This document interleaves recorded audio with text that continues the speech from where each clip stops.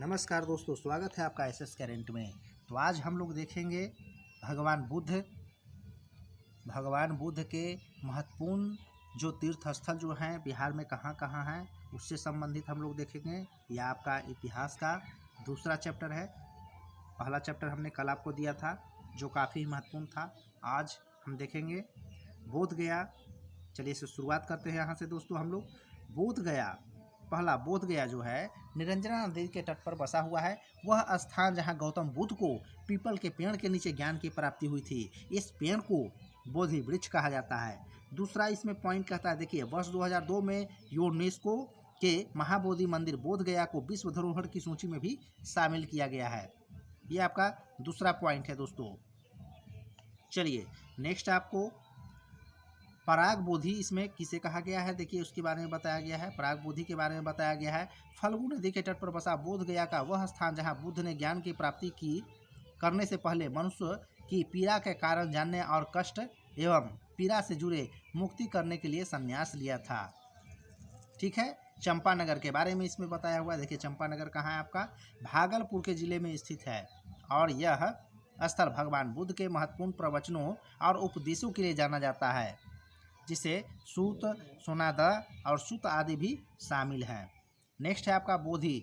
बोध गया में महाबोधि मंदिर के बारे में बताया गया है। देखिए महाबोधि मंदिर परिसर भगवान बुद्ध के जीवन से संबंधित 4 पवित्र स्थल में से एक है और विशेष रूप से आत्मज्ञान की प्राप्ति के लिए जाना जाता है। तो आइए हम लोग इसके बारे में भी कुछ देख लेते हैं। देखिए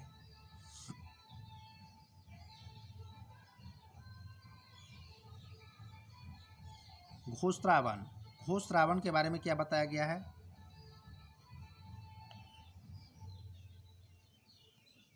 घोष रावण, देखिए घोष रावण जो है यह बिहार राज्य के बिहार शरीफ शहर के पास स्थित है। यह स्थान भगवान बुद्ध के 10 फीट लंबी चमकदार काले पत्थर की मूर्ति की वजह से प्रसिद्ध हुआ था। पहला पॉइंट कहता है। दूसरा कहता है तेहतरमा जो इस स्थान से जुड़े कुछ किलोमीटर की दूरी पर स्थित है।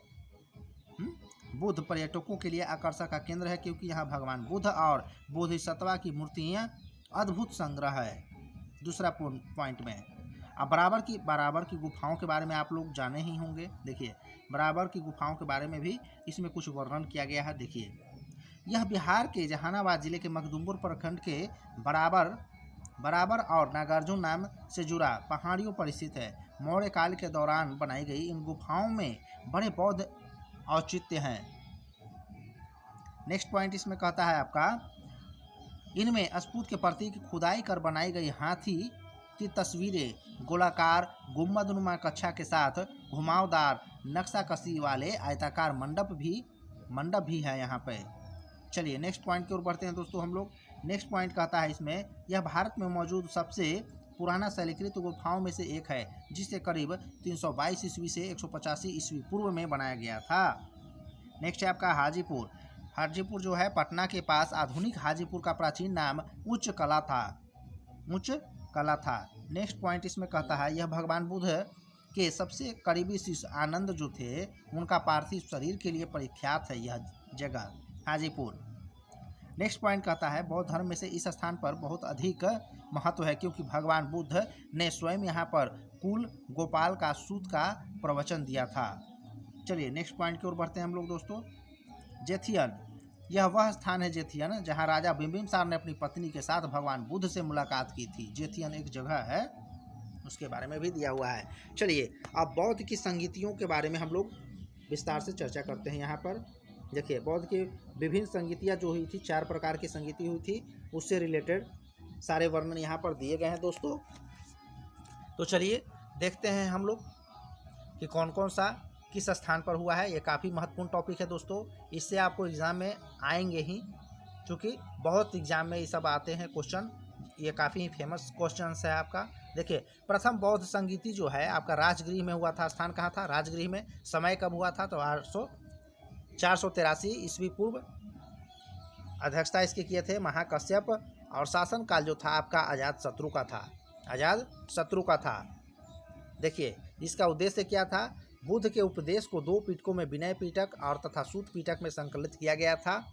बुद्ध के शिष्य आनंद ने सूत पीटक और उपालिका के विनय पीटक का संकलन भी किया था। ये आपका कंप्लीट हो गया पहला। अब आइए हम लोग देखते हैं द्वितीयक बौद्ध संगीति। द्वितीयक बौद्ध संगीति का आयोजन कहाँ हुआ था? वैशाली में हुआ था।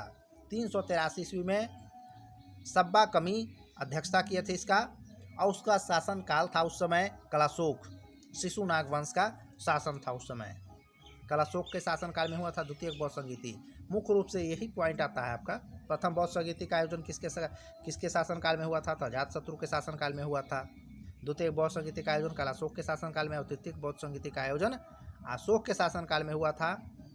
ये आपका पाटलिपुत्रा में हुआ था, दूसरा आपका वैशाली में, तीसरा राजगृह में हुआ था। तृतीयक जो हुआ था आपका 250 ईस्वी पूर्व में हुआ था। मुगल्ली पुत्तिस के शासन काल अध्यक्षता किए थे इसके। चलिए इसके वर्णन कुछ देख लेते हैं हम लोग। देखिए दूसरा जो हुआ था कलाशोक के शासन काल में, उसमें आपका विनय पीटक और अनुशासन के नियमों में विवाद के कारण हुआ था। इस संगीति के दौरान बौद्ध धर्म स्थाविर और महासंघीय नामक 2 गुटों में बांट दिया गया था। और तृतीयक बौद्ध संगीति जो हुआ था वो अशोक मौर्य के शासन काल में हुआ था। वो आपका हुआ था, देखिए अधिगम पीटक जो है आपका, अधिम पीटक का संकलन किया गया था। बौद्ध शिष्य को 3 ग्रंथों में संकलित किया गया था, जिन्हें त्रिपिटक भी कहा गया है। चतुर्थ बौद्ध संगीति इसमें है। देखिए चतुर्थ बौद्ध संगीति जो हुआ था आपको कश्मीर में हुआ था, 72 ईस्वी में हुआ था। वसुमित्र इसकी अध्यक्षता किए थे, कनिष्ठ के शासन काल में हुआ था। चलिए इसमें देख लेते हैं। विभाषा शास्त्र नामक टीका का संकलन किया गया था। बौद्ध धर्म 2 संप्रदाय में यहाँ पर बट गया था, जिसे बोला गया है पहला हीनयान और महायान में बट गया था। 2 भाग में यहीं पर बट गए थे। देखिए हीनयान है आपका, महायान में विभाजित हो गया था चतुर्थ बौद्ध संगीति में। क्वेश्चन आपको पूछ देगा कि बौद्ध धर्म का संकलन जो था, बौद्ध धर्म को 2 संप्रदाय में जो बट गए थे, तो किसके शासन काल में बटे थे? कनिष्ठ के शासन काल में बटे थे। चतुर्थ बौद्ध संगीति का आयोजन हुआ था उसी समय में। तो दोस्तों आपको यह क्वेश्चन का संग्रह कैसा लगा हमें कमेंट सेक्शन में ज़रूर बताएं, और अपनी तैयारी को धार प्रदान करें। नमस्कार दोस्तों।